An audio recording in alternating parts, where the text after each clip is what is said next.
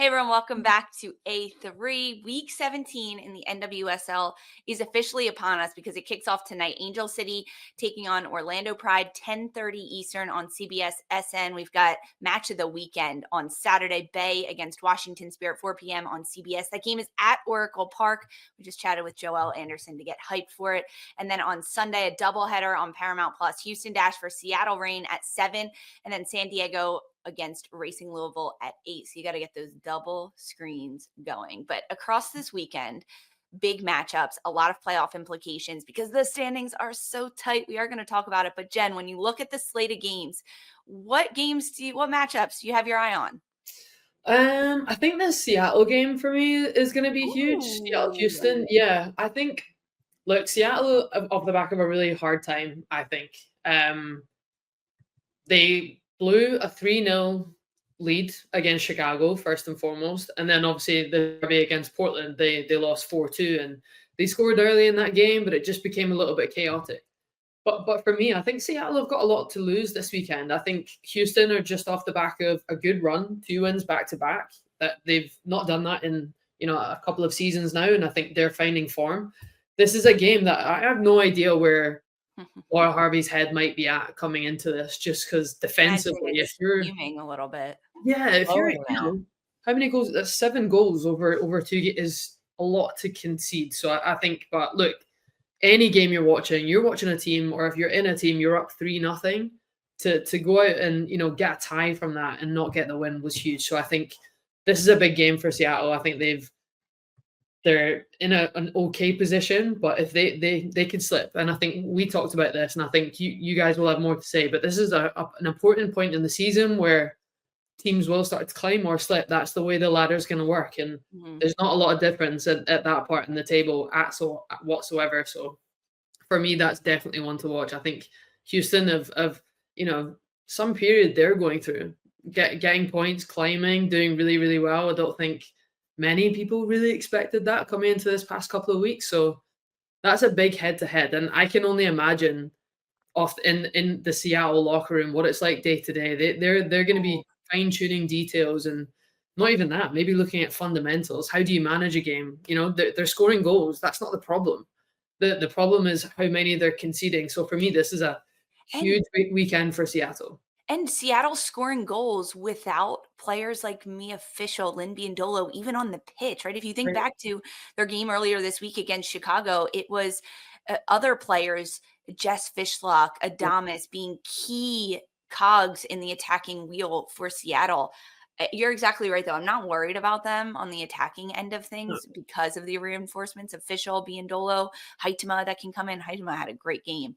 But the defensive efforts is something that we're just not used to seeing out of Laura Harvey and Seattle. Last year in 2024, Seattle had the worst goals against in the entire league. They let in 44 goals. The last time that Seattle was that low was back in 2013, the first year of the NWSL, when there was only 8 teams. And this offseason and at the start of this year, Laura Harvey was adamant about her team was going to be better defensively this year because she didn't want them to be that leaky as they were last year. We saw that at the beginning of the year, but most recently it's been really tough defensively. Well, I think great point, right? I really do. But then when you're looking at when the goals come, especially against Chicago, it's like after 73rd minute, I think the first one in, and then it was just bang, bang, bang. And I honestly think, like, yes, subs can come in and impact the game for Chicago, but for me, that's mentality. For me, that's thinking, right, you're 3 points on the board here. We can take the foot off the gas. I don't think you can't play defensively that strong for 75 minutes and then go, right, what are we doing now? For me, that was late in the game mentality, and then the game just got away from them, which is what for me is management. How do you manage that better? And it's but you're right. She's come into the season saying we're going to be defensively strong, and they maybe were for 75 minutes, but you got to do it for 90 plus 10 these days. It's till the final whistle goes. But you're spot on. Last season, far too many goals. This season, it's kind of happening again in this point. It's mismanagement especially in this last game, but I don't think all the onus can go on Laura Harvey because if you're in a game as a player, you're up 3 goals at home and you're trying to close out the game, go to the corner, keep possession, look to find an easy pass. Don't take as many risks, especially when you get into the 80th minute, right? Because we could even talk about, okay, they conceded 2 more to Chicago. Now it's the 85th minute. You have 4 minutes left of this match prior to stoppage time being added. Keep the ball. And Seattle didn't do that. They got casual for sure. They got confident over, casual. And I think sometimes too, when you have top strikers that you know that you can rely on, then you let your foot off the gas a little bit because you're like, oh, we just got me official here. We got Linby and Dolo here. We have Darlene who's balling out for rookie. And sometimes in the back of your mind, you're relying on them because you know that they'll bail you out with their magic, with a goal. You're not as concerned and locked up defensively because it's not as difficult for you to score goals. Does that make sense? When you know you can't score goals very easily, you're so focused on defending because you're like, we may only get 1 or 2 in this match, so we can't have more than 1 scored on us. Do you understand what I'm saying? So I feel like that's the casual mentality that has been showing the last couple games, that they know that they have a lot of attacking firepower, so they're not as focused on defending because there was simple moments in the game where their center backs were getting rolled, not tracking players, not getting stuck in on tackles, and that's just the mentality. Absolutely. Okay, this weekend, guys, we have a huge game between Kansas City and Portland that I'm keyed in on. This is a match between number 1 Kansas City and number 5 Portland, and no one's going to catch Kansas City right now in the Shield race, but this is an opportunity for Portland at home at Providence Park to level up, jump in the standings, pick up points off a Kansas City side that's down right now, right? Because they're coming off a game where they dropped points against Orlando for the first time in 9 matches. And Portland's superpower this year has been their midfield and then playing at Providence Park, right? They are undefeated at home. Those fans get so loud. So I'm interested to see how Portland rolls out, how balanced their midfield can maintain to be over 90 minutes against Kansas City, with Fleming being a little bit more involved in the attack that we've seen over the last couple of weeks, and Olivia Moultrie dropping in, having to do a little bit more defensive efforts initially off the start to kickstart the high line for Portland. But this is a game where I think Portland could easily take points off Kansas City. Not easily do it, but easily, it's very realistic for them to do it. Coffee's going to have her hands full though, because Davina makes deep runs and Coffee's going to have to track those. So she's going to get pulled out of that underbelly in front of the center backs, and it's going to be some open spaces. So Moultrie's going to have to be more disciplined. They're going to have more organization because Coffee's going to be running around trying to boss the whole midfield, and she's got a lot to handle. Do you know what I love the most about this point in the season, especially if I'm not saying Portland are safe in playoffs because anything can happen. But what I love the most of any team coming up against Kansas City right now, you're just thinking, right, is this a trial run? Are we going to get them in a you're constantly thinking, you're looking forward because they are so far ahead in the Shield race. So I don't think anyone's really chasing that. But if you're coming up against Kansas City in the upcoming weeks, you're thinking, and you're in a playoff spot, you're thinking, right, this is you're writing notes, you're taking down everything. You're like, right, if we face them again, no matter how this game goes, of course, you're still going to go out to win it. But no matter how it goes, you're thinking, right, what if we play them again in 2-3 months? You're thinking, I need to eat my Wheaties for this game. That's what you're thinking. Kansas City. Yeah, bravery, absolutely. How much do you think Portland is looking at Kansas City's game versus Orlando last week that ended in a scoreless draw, and how much tactically what Orlando did to slow down Kansas City's attack? Yeah, I mean, I was surprised that the game ended without a goal.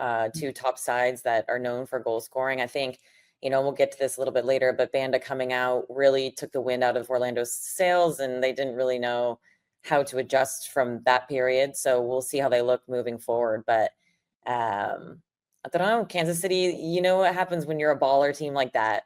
They are locking the heck in this week. Their details are not missing. They are like, that didn't feel good. That didn't taste good. They're going to come out even stronger this week now. I know. I think it was so interesting speaking about Seattle and mentality of not banking on your forward scoring goals. And I think that's what we all love about Kansas City, right? Because they can bank on their forward scoring goals because Joenka will always do, but they just keep it so tight at the back. And I think getting a tie against Pride speaks volumes. They didn't get the goal, but they both kept shut out. So I think that's going to be I think that's just always a thing for Kansas City. They want to go into any game. You can see it defensively. No matter what happens, they're always tight, organized, compact at the back. But no, I think it is an interesting one for the Thorns. I think a lot of people will be looking at how Pride played and how they stayed compact. They didn't press all the time. They pick and chose specific moments when to do it. They guided them at what side when they wanted to. Obviously, it was a strange game with the amount of time it was delayed. Banda going off was difficult. A team will always adapt to when your top striker goes off, but I think there's still fundamentals that the Thorns will look at in terms of being compact and when to press. Because if you go at a cat, you're just leaving far too much space to go on an attack. So no, definitely timing of tactically of when to pick and choose when to press for sure. And I think Portland can do that. They've got the tactical smarts, I think, led by the midfield of Fleming, Coffey, and Sugita to pick and choose those moments when they can go, and also when Portland can go in transition and try to hurt Kansas City without being too exposed in the back. It's going to be a big mental game for Portland Thorns, but because Orlando just did it at CPKC Stadium, holding Kansas City scoreless, without Barbra Banda, who went down with injury. And now Orlando has to take the pitch tonight against Angel City. Knowing that Barbra Banda is unavailable, we did get to see Hafaeli come back into the mix, her first start last week for Orlando. But the signing of Mexican international Ovalle is officially official. She's not going to play tonight, but this is a moment for Orlando McCall, right? To bounce back and pick up points against Angel City. How do you see this match going? I mean, Orlando do not look themselves basically since coming back from the break and even a little bit before. And, especially comparing them to last year, because they did not switch up their roster much. You don't. When you win championships, you bring 90% of your same roster back and you build on that. And that's what they did.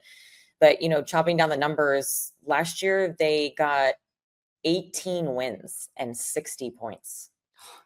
And so they've fallen off from that. And, there's no way they're going to reach that anymore. They just don't look like they're gelling. Before they didn't have Marta. Banda looked lost without Marta. Now they don't have Banda. Marta looks lost without Banda. They're just not connecting in the same way. They're not that fierce powerhouse that I don't think the rest of the teams are fearing them as much as they did last year. Oof, interesting. And that's a team like Angel City where they sit in the standings right now.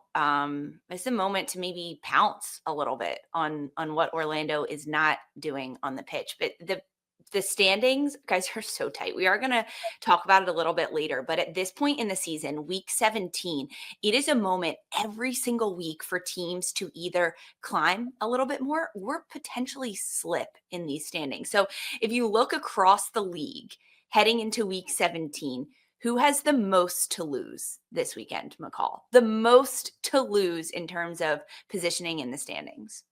The Courage. Ooh. Because they are right there. And they're playing against a side who is not in the run. But it's going to be a tough game because the last 3 games, Chicago has been surprising. And they're a big, exciting question mark right now where they're putting together good performances. And they're playing a tricky side. And They just lost their head coach. They're going through some transition as well. They're right at that playoff line. It's a very, very important game for them. And there's a lot of question marks swirling around this matchup. And they just don't know what they're going to get with Chicago. They seem like a scary, we want to just ruin everybody's dreams kind of team right now. And a team that has absolutely no fear. Yes. No F's if you're quoting Ali Schlegel, like terrifying to play against. Right. So that's a tricky opponent, and they're going through a tricky transition with losing their head coach and trying to find their way. So a lot to lose for North Carolina. I'm going to go with Gotham FC because they are a team that hasn't won since the international break. They've picked up draws, but they have been shaky, and they are hovering at that playoff line with North Carolina Courage, McCall. Gotham's only ahead of the Courage on goal differential.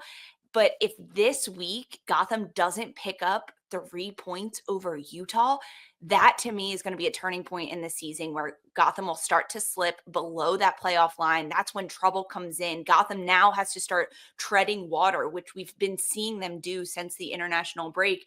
A huge lift for Gotham will be 3 points over Utah. So they have the absolute most to lose against a team that's been picking off points of opposition in Utah Royals, and the Ali Schlegel, or excuse me, the Ali Sentnor trade for Utah, I think has given this Utah team a new birth, a new instilled confidence that could potentially hurt a team like Gotham. So Gotham to me has got to button things up this weekend against the Royals. And Gotham are going to be playing more games with cup games midweek. So that's going to, when you have to keep legs fresh, you're rotating, that you're going to have tired legs, fatigue, travel, everything, more games in the calendar. That for me is huge when you're coming to like crunch point of a season. So I see your point. Yeah, and then automatically you go into like Gotham and any roster's depth and injury report, right? Mhm. Like those are the two major things when you're playing additional games and other tournaments throughout the league play. That's most important to have players on your roster that you can rely on if others go down, you know? So, and that's when experience comes into play as well. You know, these players that are young, rookies out of college, you know, they haven't been playing 24 games in a season and then additional games with the W Champions Cup. They've never played this many games in their life in an annual year. And so that's really difficult on the body and a transitional thing that you kind of have to layer in and really grow into when you're a rookie or a young player.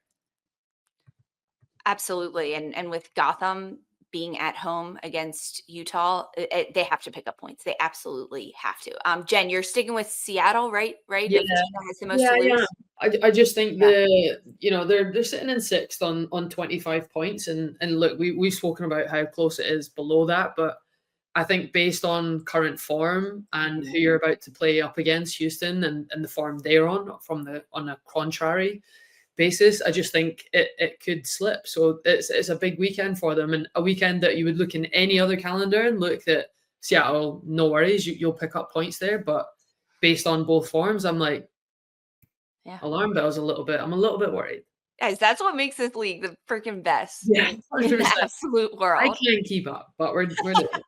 Okay, so what about on the other side of it? A team that this weekend in week 17 has the most to gain? Because when I look at the standings in the matchup, I'm going with Angel City that's taking on Orlando tonight. We just talked about how Barbra Banda is missing, and Orlando isn't as crack of the whip as we saw them be last year, and where Angel City sit in 12th place in the standings at 17 points. They're tied with Bay, and then there's a bit of a drop off when we get to Chicago, Utah at the bottom of the standings. In order for Angel City to start climbing themselves out of the basement, be more in playoff contention, because although they're not out, 12th is still far from 8th place in the standings. Change has to start happening immediately. I think coming back from the international break, that loss to Seattle was a bit of an awakening for Angel City. And now they've come off of 2 draws against their California rival in San Diego and then against Utah. But this is a side against Orlando without Banda that needs to be taken advantage of. They've got Jonsdottir, who's finding her footing. Her long throws act as set pieces when Angel City gets in the attack. And if Thompson can get going and scoring a little bit, I think Angel City has the most to jump this weekend in the standings. I'm going San Diego. Because if they get this win, they're saying we're here and we came to play, and we're chasing you, Kansas City. Because with this win, they'll have 32 points, and they'll only be 8 points away from Kansas City. They'll put a little pressure on it. They'll make it interesting, and even if they can't catch Kansas City, to be second place is a baller season for San Diego. And if they can get this win this weekend, that just says, yeah, we're a top side. And this is, by the way, only 6 or 7 months in with like a big flip on their roster, new coach, whatever. So it's also an imprint that next year we're going to be a top competitor. Yeah. For San Diego, if they can get second place in the standings, that means they're hosting the playoff run all the way up until the semifinals, which I think is going to be huge for Jonas Edeval and that team if they can clinch that. I might flip that. I might go who has a lot to gain in terms of, I might go if Louisville can beat the Wave. Yeah. Because Let's go. They have had the hardest run of games since the break. They played the Pride, Spirit, and then they played KC Current right after the break. So they've played literally most of the top teams at that top half of the ladder. And it's been narrow. And they arguably should have beaten Spirit. Okay, that game was so Yeah. late. Again, They should have. we talked a lot about managing the game, and I'm watching that thinking, oh my goodness, just keep the ball at the other end of the field. And it's moments like that. But look, if they can come out of this really hard run with a win against the Wave, that for me could be like a big turning point again in their season, because they would have learned so much from these top games. I mean, they could have beaten Orlando. It was That's an what I'm own saying. goal in stoppage time at the end. It was like 93rd minute or something. Right? Well, it's So quite similar to like the Courage Chicago matchup. Courage is going against that opponent that is growing into their games and becoming this like unpredictable question mark that's growing up like racing. They're on their way up. They're putting on good performances. They're climbing that ladder. They, you know what I mean? So that's a tough matchup for San Diego when you're trying to climb to the top and you have this tricky opponent.